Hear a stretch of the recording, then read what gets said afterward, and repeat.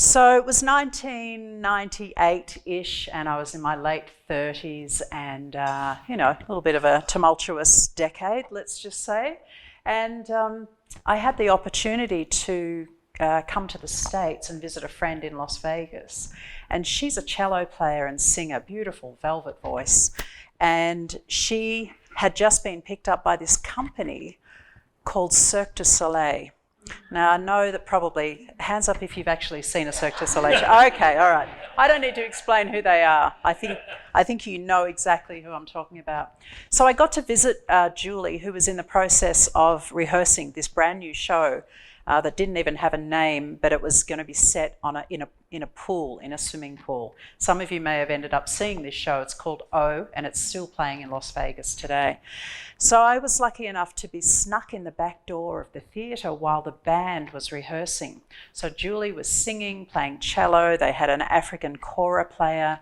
They had the full band, and I got to sit in the seats of that theatre that was still covered in plastic because the show hadn't even opened. They're still rehearsing. So I'm the only one sitting in that Bellagio theatre, and I got to hear the notes of this band playing. And it was at that moment that I was so taken, and I could totally see myself doing that. So in my travel journal that night, I actually wrote 10 words that would change the course of my life. I wrote, I will play a Cirque du Soleil show one day.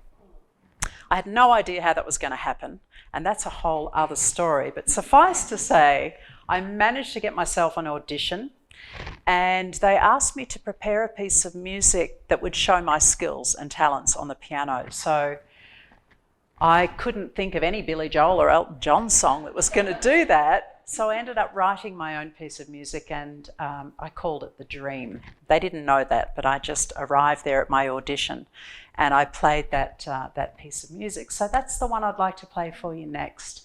And it will actually be on my upcoming album as well. So that's 2. You're getting sneak previews of what's coming up on the next album.